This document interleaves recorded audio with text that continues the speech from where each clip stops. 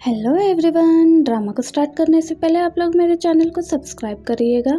अब हम ड्रामा को स्टार्ट करते हैं। शौवी दिखाई जाती है जो सुबह सुबह जल्दी उठ जाती है और यू दिखाया जाता है जो शिन की तरफ से आए हुए मैसेज को पढ़ता है और अपने मॉम डैड से कहता है कि मुझे कुछ काम है और वहाँ से चला जाता है। और इधर शिन दिखाई जाती है जो चुपचाप बैठी रहती है और मोबाइल को देखती रहती है कि अभी तक यू ने मुझे कोई भी रिप्लाई क्यों नहीं दिया।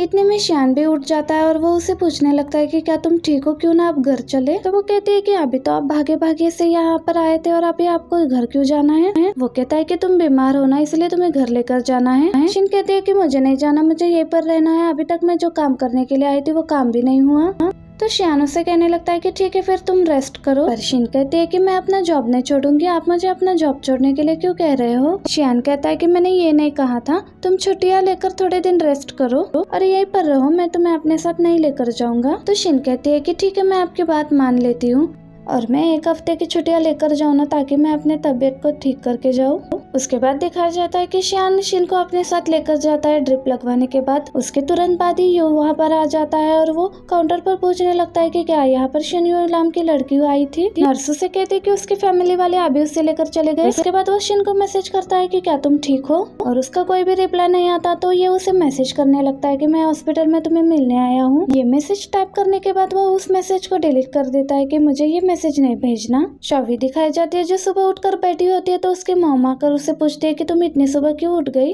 तो वो कुछ भी नहीं कहती है। तो बाहर आकर वो उसके डैड को बताने लगती है कि पहले तो इतनी जल्दी नहीं उठती थी, तो आज कैसे उठ गई। उसके डैड कहते हैं कि ये लेट उठ जाए तो भी तुम्हें प्रॉब्लम होता है और जल्दी उठ जाए तो भी तुम्हें हो रहा है कि ये क्यों उठ गई। और उसके बाद शौवी दिखाई जाती है जो अपने रूम से रेडी होने के बाद बाहर आती है और उनसे कहती है कि मुझे एक काम से बाहर जाना है, इसलिए मैं जा रही हूँ। ये कहकर वो चली जाती है और एक्वेरियम के बाहर श्यान खाने का वेट कर रही होती है और उसके मैसेज का भी।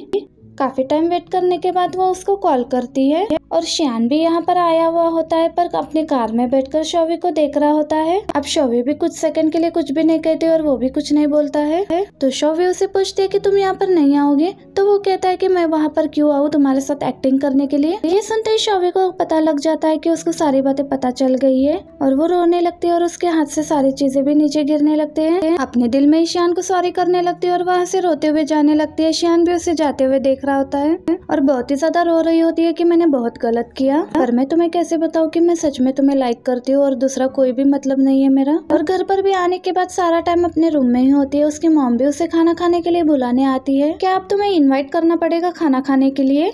तो वो बाहर आकर खाना खाने लगती है अपनी मॉम के साथ। फौरन से उठकर खाना खा के जाने लगती है। उसकी मॉम उसे रोक लेती है और पूछती है कि क्या हुआ तुम्हें यू के साथ डेट पर जाना चाहिए। मैं तुम्हारी डेट यू के साथ फिक्स करा देती हूँ। पर शौवी अपनी मॉम को कोई रिप्लाई नहीं देती और वहाँ से अपने रूम में चली जाती है। नेक्स्ट डे भी शौवी की मॉम शौवी के बारे में ही सोच रही होती है कि कल पूरा दिन वो अपने रूम में ही थी, बाहर भी नहीं आई। इसके साथ कुछ तो गलत हुआ है, मुझे इससे जाके बात करनी चाहिए। शौवी की मॉम उसके पास आकर उसे पूछती है कि क्या हुआ है तुम्हें, मुझे भी तो बताओ, क्या काम का कोई प्रॉब्लम है या फिर रिलेशनशिप का। पर शौवी आगे से कुछ भी नहीं बोलती है। तो उसकी मॉम पहले काम के बारे में समझाने लगती है। अगर काम में कोई इश्यू है तो वो इश्यू देखना तुम जल्दी सॉल्व कर लोगी, अगर नहीं भी हुआ तो कोई प्रॉब्लम नहीं। मैं तो कहती हूँ तुम्हें कि तुम अपने होम टाउन में वापस आ जाओ, उस बड़ी सी सिटी को छोड़ दो। यहाँ पर मैं तुम्हें अपना घर भी बना कर दूंगी और बड़ी सी कार भी दूंगी, अपना लाइफ अच्छे से एंजॉय करो, तुम्हें इतना सारा काम करने की क्या जरूरत है। शौवी इस बात पे भी कुछ नहीं कह रही होती है और शौवी के डैड भी पीछे से आकर सारी बातें सुन रहे होते हैं और खुश हो रहे होते हैं कि उसकी मॉम अपनी बेटी को कितने प्यार से समझा रही है। अब उसकी मॉम रिलेशनशिप के बारे में बात कर रही होती है। अगर रिलेशनशिप में कोई प्रॉब्लम है तो वो सारा प्रॉब्लम जल्दी सॉल्व हो जाएगा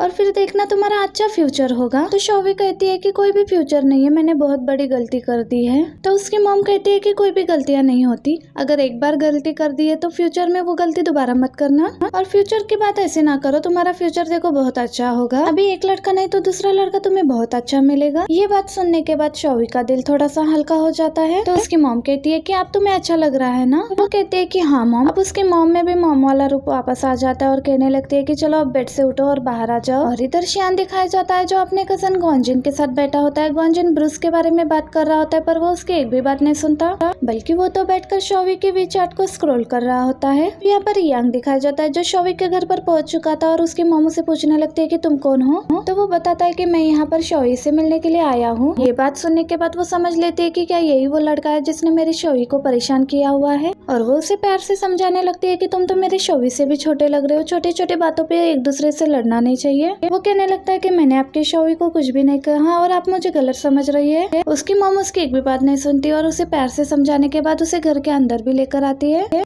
और उसे कहने लगती है कि तुम्हें अपने रिलेशनशिप को इम्प्रूव करना होगा और शौवी को भी बुलाती है। ये तुमसे मिलने के लिए कोई आया है। शौवी बड़ी मजे से बाहर आ रही होती है और पूछती है कि मुझसे मिलने कौन आया है, और यांग को देखकर तो बिल्कुल शॉक हो जाती है और पूछने लगती है कि तुम यहाँ पर। और उसके मॉम को बड़े काम याद आ जाते हैं, इसलिए वो कहती है कि मैं बाहर जा रही हूँ। शौवी अपनी मॉम को रोकते हुए कहती है कि आपको तो कोई काम भी नहीं है, आप बाहर क्यों जा रही हो फिर। अब शौवी की मॉम कुछ भी नहीं कहती और उन दोनों को अकेले छोड़कर चली जाती है। शौवी को उससे बात करनी पड़ती है और पूछने लगती है कि तुम यहाँ पर क्यों आए हो। यांग कोई भी जवाब नहीं दे रहा होता है तो वो कहती है कि मैं यहाँ से जा रही हूँ। यांग उसे रोककर पूछने लगता है कि क्या तुम्हें भूख लगी है, और वैसे ही नेक्स्ट सीन में दिखाया जाता है कि यांग ने उसके लिए खाना बनाया है। ये देखकर तो शौवी बिल्कुल भी शॉक हो जाती है और फिर खाना खाते हुए उसे पूछने लगती है कि तुम यहाँ पर कैसे आए। तो वो कहता है कि मैं यहाँ पर तुम्हारे लिए आया हूँ। तो उसको श्यान की बात याद आती है कि उसने भी यही कहा था कि मैं यहाँ तुम्हारे लिए आया हूँ।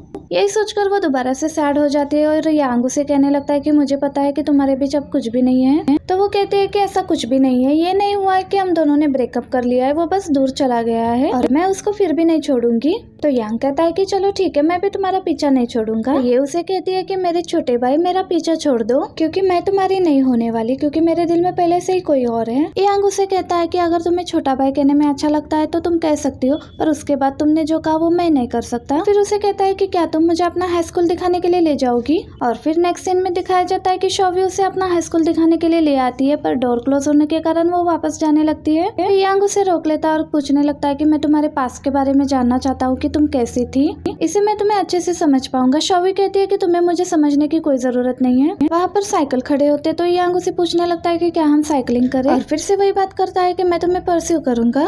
तो वो कहती है कि मेरे दिल में जब पहले से ही कोई हो रहा है तो तुम्हारे करने से कोई फायदा नहीं होगा, अगर तुम्हें करना है तो करो। और यहाँ श्यान दिखाया जाता है जो अपने दोस्तों के साथ हॉर्स राइडिंग कर रहा होता है, और थकने के बाद तीनों ही आकर बैठ जाते हैं और फिर अपने अपने मोबाइल में लग जाते हैं, क्योंकि तीनों को बस यही इंतजार होता है कि गर्लफ्रेंड की तरफ से कोई इशारा आए और हम भागते हुए उसके पास जाए। पर तीनों में से एक के साथ ही ऐसा होता है, और वो भी ग्वांजिन के साथ। उसको बाई के पोस्ट से पता चलता है कि वो हॉस्पिटल में थी। ये देखते ही साथ वो भागते हुए जाता है हॉस्पिटल की तरफ, पर बाकी दोनों बेचारे वहीं पर रह जाते हैं। और वहाँ पे पहुँचने के बाद बाई को मैसेज कर रहा होता है, पर बाई उसके ना तो मैसेज देख रही होती है और ना ही उसका कोई कॉल अटेंड कर रही होती है। और उसे बाई नजर भी आती है उसके कजन के साथ, वो उनका पीछा करता है जहाँ पर वो लोग शादी की और भी तैयारियां कर रहे होते हैं। ये सब देखकर ग्वांजिन को तो यही लग रहा होता है कि बाई शादी कर रही है और वो अपनी शादी की तैयारियां कर रही है। ये सब देखकर वो उसके पास जाता है और बाई को लेकर आ रहा होता है, तो उसका कजन रुकते हुए पूछता है कि तुम कौन हो और बाई को ऐसे क्यों लेकर जा रहे हो। तो वो उसे बताता है कि तुम्हें इससे मतलब नहीं होना चाहिए, और बाई उसे कहती है कि ये मेरा फ्रेंड है। इसी वजह से वो चुप हो जाता है और बाई भी उसके साथ बाहर आ जाती है। और बाहर आने के बाद पहले तो ग्वांजिन कुछ भी नहीं कहता और फिर उससे पूछने लगता है कि क्या तुम उसके साथ शादी करने वाली हो। यहाँ पर बाई को समझ में आता है कि वो क्या समझ रहा है, पर उसके कंफ्यूजन को दूर नहीं करती और उसे कहती है कि मैं कर भी रही हूँ तो उससे तुम्हें क्या मतलब है। तो वो उसे कहता है कि तुम्हें उससे शादी बिल्कुल भी नहीं करनी चाहिए, वो तुम्हें बिल्कुल भी सूट नहीं करता। फिर अपने पास्ट के बारे में बताने लगता है कि मैंने अपने मॉम डैड को डिवोर्स लेते हुए देखा है।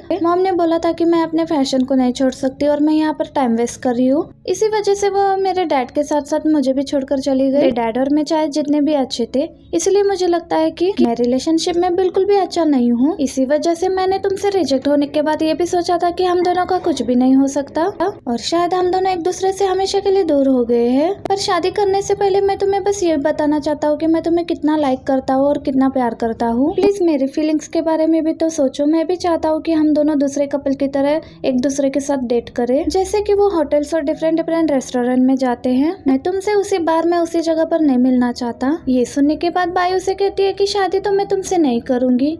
ये सुनने के बाद ग्वांजिन हो जाता है कि शायद ये मुझे फिर से रिजेक्ट करने वाली है, पर आगे से वो कहती है कि शादी नहीं करूंगी बल्कि मैं तुम्हारे साथ डेट करूंगी। ये सुनने के बाद वो जल्दी से उसे हक कर लेता है और बाई भी उसके साथ वापस रिलेशन में आकर बहुत खुश नजर आती है। शौवी दिखाई जाती है जो अपने काम पर वापस आकर काम करने लग जाती है और उसके राइवल कोलीग उसके पास आकर उसे पूछने लगती है कि तुम्हारे होम टाउन में क्या फेमस है। वो कहती है कि मेरे होम टाउन की ये चीज फेमस है कि वहाँ पर प्यारी प्यारी लड़कियां होती है, क्या मैं तुम्हें अपने आप को दे दूं। ये बात सुनने के बाद उसको उसका गिफ्ट दे देती है, तुम यही रखो, और वहाँ से चली जाती है। उसको तो बिल्कुल शर्म नहीं आती। अब शौवी उसके जाने के बाद बाई को कॉल करके पूछती है कि क्या तुम वापस आ गए। बाई कहती है कि हाँ मैं वापस आ गई। तो वो उसे कहती है कि श्यान को सब कुछ पता लग गया है, इसलिए मैं तुम्हारे घर पर आ रही हूँ रहने के लिए। तो बाई भी फौरन से मान जाती है। पर शौवी की कॉल कट होने के तुरंत बाद ग्वांजिन का कॉल आता है और वो उसे बताता है कि मैं तुम्हारे घर पर आ आ रहा हूँ। इतने में बाई बताती है कि मेरे घर पर शौवी आ रही है, इसलिए तुम नहीं आ सकते। अंजन कहता है कि ये क्या बात हुई, मुझे तो तुम्हारे घर पर आना था, मैं तुम्हें कितना मिस कर रहा हूँ। पर बाई कहती है कि मैं तुम्हें उसके जाते के साथ ही बुला लूंगी।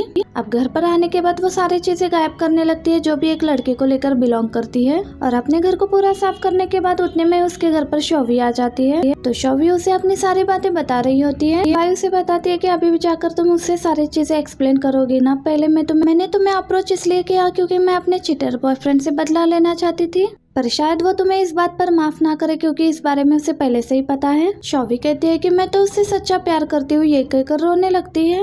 बाई उसके आंखों से आंसू साफ करने लगती है और कहती है कि रोना नहीं, देखना सब कुछ ठीक हो जाएगा, और वो तुम्हें बहुत लाइक करता है, और देखना वो भी तुमसे बहुत ज्यादा प्यार करता है, तो इस बात की टेंशन ना लो।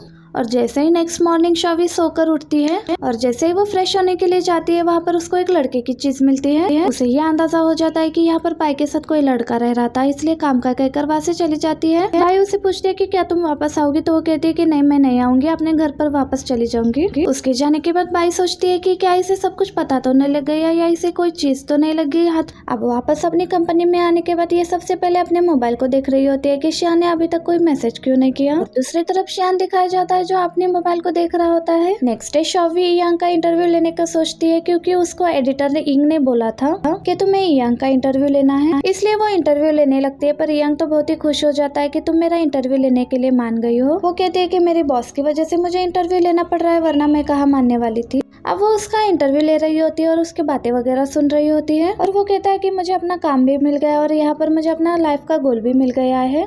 यहाँ पर वो शौवी की बात कर रहा होता है। शौवी उसकी बातों को फुल इग्नोर मारकर उसके साथ इंटरव्यू लेने लगती है फिर से। अब वापस आकर वो पोस्ट भी कर देती है, और उस पोस्ट को श्यान भी देख लेता है और शॉक हो जाता है। और हमारा ये पार्ट भी यहीं पर एंड हो जाता है। वीडियो अच्छी लगी हो तो वीडियो को लाइक करना और चैनल को सब्सक्राइब करना। Thank you, keep watching, bye bye.